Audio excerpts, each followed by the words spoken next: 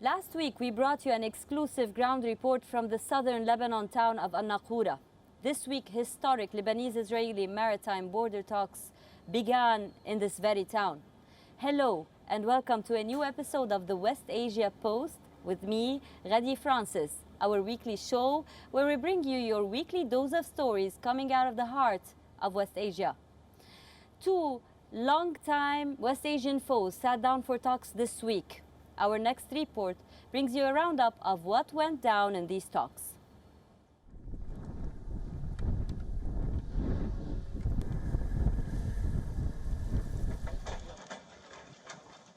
The Israeli-Lebanese talks were described by the lead Lebanese negotiator as the first step on a 1,000-mile journey.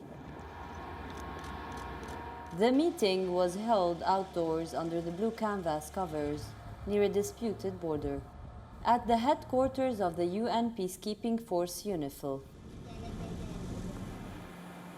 Breaking up after barely an hour, the talks were the first to be held over the disputed sea boundary in decades. The United States and United Nations, which hosted the meeting, described it as productive, while Israel's Energy Minister Yuval Steinitz said that the delegation would push ahead with the talks to give the process a chance. Both sides have now agreed to meet in 2 weeks. Lebanese sources had originally said that the next talks would be held on October 28. But a statement from the President Michel Aoun's office said that they would take place 2 days earlier, on October 26.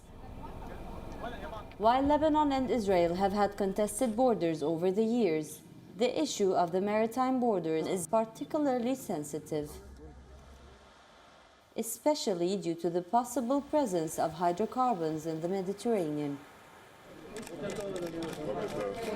Currently, Israel and Lebanon have no diplomatic relations and are formally in a state of war.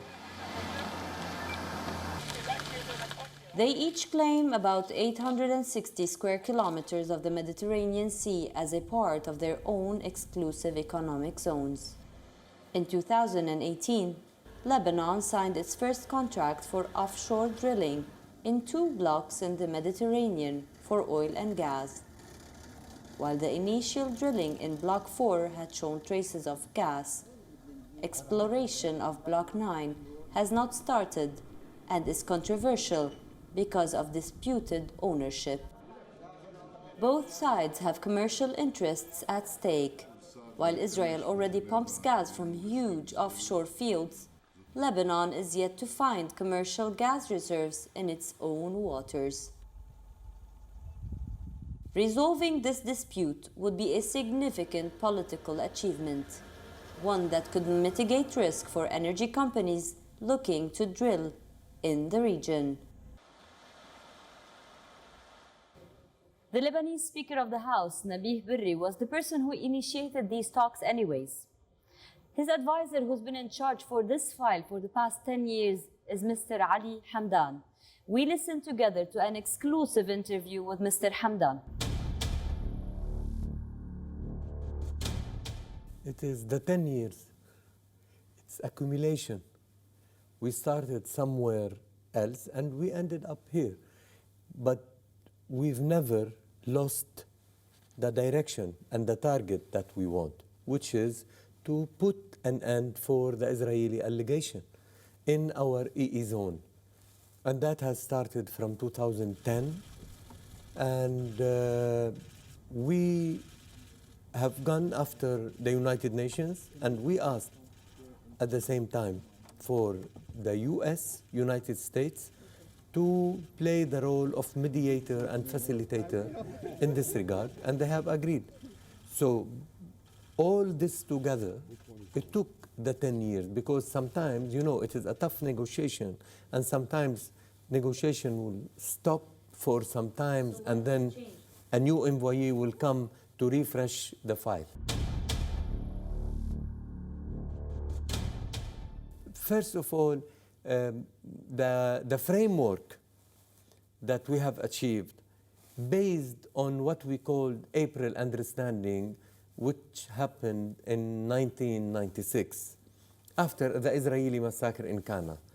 And later on, we have what controlled the situation between Lebanon and Israel is either the Treaty of 1949 or Resolution 425 and Resolution 1701 in 2006, plus the so-called April Understanding.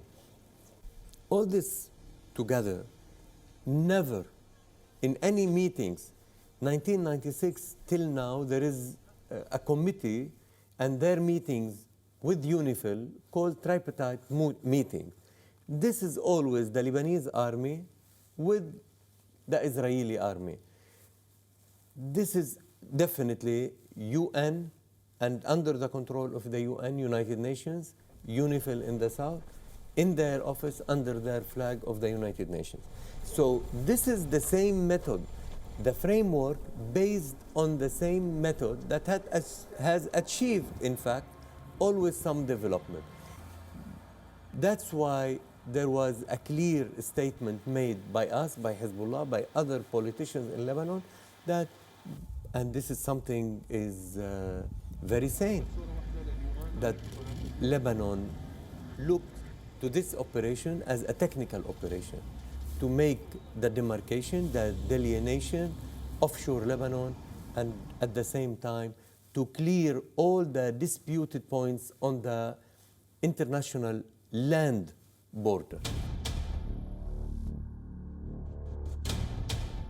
The real change with the result, what we aim to see at the end is to, as I mentioned earlier, to clear the Israeli allegation.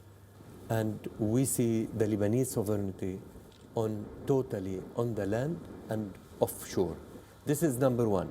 Then it comes, Lebanon is planning to explore, and we have already started, and the first tender has gone on.